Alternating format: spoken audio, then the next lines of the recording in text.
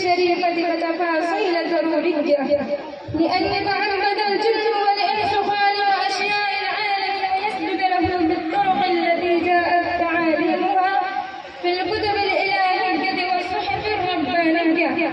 أيها العباد، أنتم تعملون جيدا أن يعبد العبد خالق العالم كله ويصلي الصلوات المكتوبة 5 مرات في يوم واحد، فيحفظ نفسه ولسانه وأعداءه كلها من عديد من المعاصي والذنوب من الفحشاء والمنكر، ويحفظ نفسه وأعداءه من الفواحش والمنكرات في داخل الصلاة وخارجها، في داخل المسجد وخارجه، في داخل البيت وخارجه، في جميع الظروف والأوضاع. لذلك ذكر في الكتاب الخالد في الجزء 21 من القرآن: إن الصلاة تنهى عن الفحشاء والمنكر، فيجب على الإنسان الذي خلق لقيادة العالم بأسره أن يقود نفسه ويصون لسانه ويديه وعينيه وشفتيه وجميع أعضاء جسده من الذنوب والخطايا.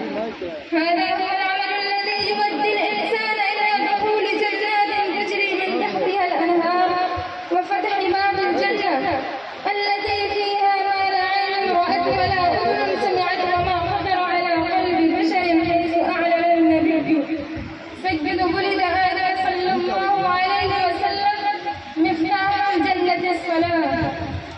أيها المسلمون والمسلمات، قفوا برهة انظروا في هذا الحديث ماذا قال نبيكم، ماذا قال قائدكم ورائد العالم المشرقي كله.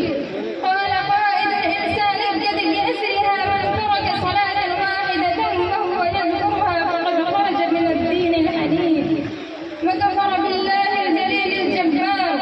وهذا وعيد شديد وتهديد عظيم للرجال والنساء والذين تعبدوا خضوعان الصلاة وما احتفلوا بالصلاة. أوقات الصلاة تجيء فتذهب أصوات المؤذن ترن وتحدث، أحيانا الفريضة تحدث وتمر، ولكنكم أيها المسلمون لا تتوجهون إلى خالق السماوات والأرضين، لا تلتفتون إلى الرب الجليل. أنتم تمرقون من الدين الإسلامي لا مرة أو مرتين بل 5 مرات في يوم واحد. إلى متى تنامون؟ إلى متى تستغرقون في الرقود؟ إلى متى تغفلون عن الصلاة؟ ألم يأن للذين آمنوا أن تخشع قلوبهم لذكر الله وما نزل من الحق؟ قوموا من سباتكم، الناس أيضا ينامون، أنتم ستوقظون. أيقظوا أيقظوا أيقظوا. السلام عليكم.